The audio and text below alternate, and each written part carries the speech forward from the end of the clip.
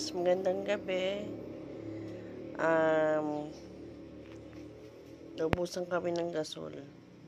Ngayon yung asawa ko gumawa ng DIY na kalan. Ayan yung mga ginamit niya. Tapos, air pump. Tapos, yung, anong tawag dito? Ano lang yan, step down na para doon sa battery lang yan, 1.5 kailangan ko kasi volts. Tapos ito, gasolina yan. Gasolina at tubig, no? Tapos ayan ang ginawa niya, nilagay sa, ano yan? Ito rin yung DIY ko na soft drinks can. Soft drinks can. Kinonvert ko lang sa kanya para kumbaga dalawang DIY, pinag-convert ko siya. Kasi wala akong makuhang pinaka-burner So, pwede naman. Kaya lang, medyo matagal magsindi. Kailangan pag-initin pa. Paiinitin talaga yan. Medyo mainit na siya. Ayan, medyo mainit na. So, ganito yung nangyayari sa kanya, guys. So, ang ano niya, yung parang, ano lang to, yung parang, yung fumes lang. Ang tawag sa Tagalog, Pinakasingaw lang ng gasolina ang kinukuha. Kaya siya tapos dadaan doon sa straw na yan. Hose. Tapos papunta doon. So, ganyan siya, guys. Ganyan yung mangyayari sa kanya. So, ayun. Ayan. Tapos, air pump siya. Tapos, ayan. Yan, guys. Sabay magluluto tayo ng binagoongan. So, magluto na tayo ng binagoongan. Pero na baboy. Ngayon muna natin pirituhin yung talong. Yan. Kombinasyon na. Cooking sabay may DIY ka. Oo nga. Luluto muna tayo ng talong. Tapos pinakita ko sa inyo yung DIY namin. Maganda to, guys. Mas nakakamura kaysa sa gasol. Pero syempre, ingat-ingat din. Kahit gasolina nga yun. Syempre, ingat din mga guys. So guys, prito muna tayo ng talong para sa binagoongan.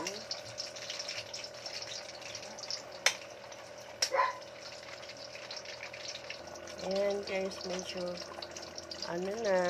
luto na yung talong natin. So, magluluto na tayo ng pinakakainin. Hanguin na natin yung talong na prito.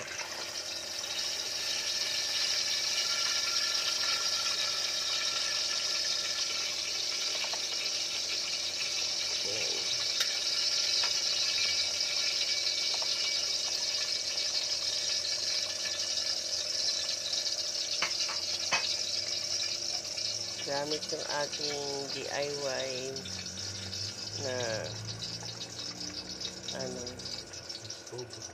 stove. Ayan. So,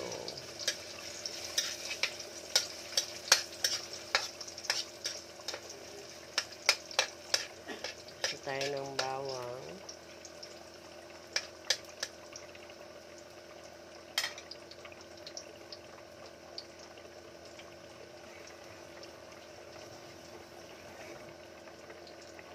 Papulahin natin yung bawang.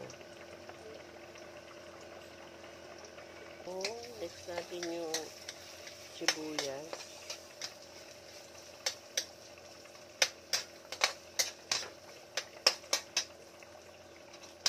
Ito na yung ating sibuyas. Next na natin yung baboy.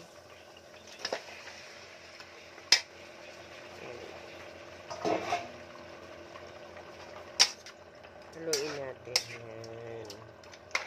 So, Sangkutsahin na natin. Ano muna natin? Then, takpan muna natin yung ating niluluto.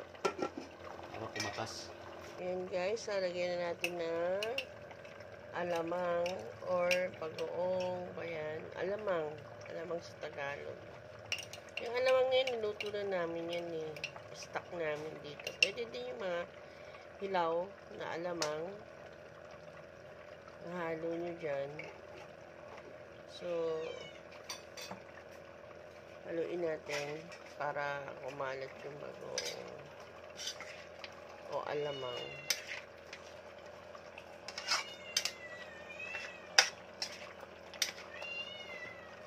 Kulang, no?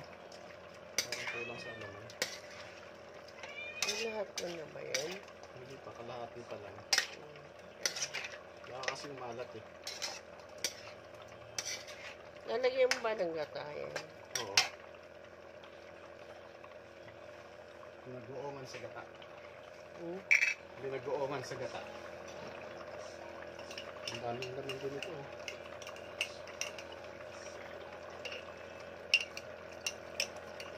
Yan, dinagdagan pa guys kasi parang medyo kulang daw yung alamang. So, dinagdagan. So, haluin natin ulit.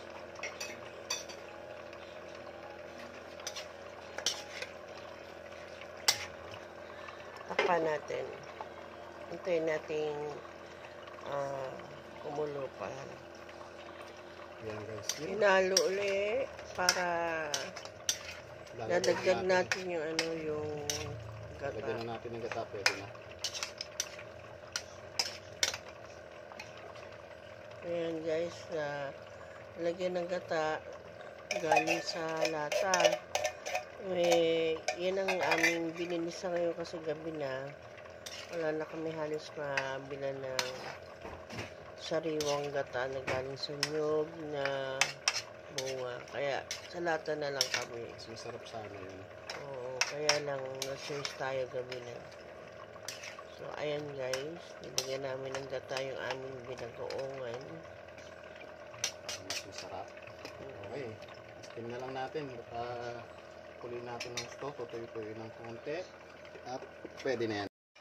Lagyan natin yung talong. Haluin natin ulit.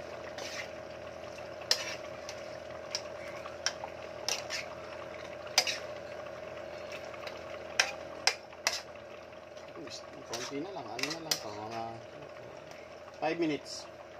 5 minutes na lang guys. Haluin natin ulit. At tayo kumain na.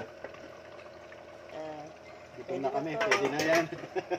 Luto na yan. Pwede na kain na kami. Ito, ayan. Pagpatay. Paano pagpatay niyan? Pindutin lang to. Message naman to. Tapos tutok mo doon. So, ayan na guys. Wala na. So, yan, kain na tayo. See you next vlog. Paano yan guys? See you next vlog na lang. Kain na tayo na binagoongang baboy na niluto sa DIY na kalan gamit ang gasolina at tubig. Salamat. Thank you. Please like, share, and subscribe. Thank you so much.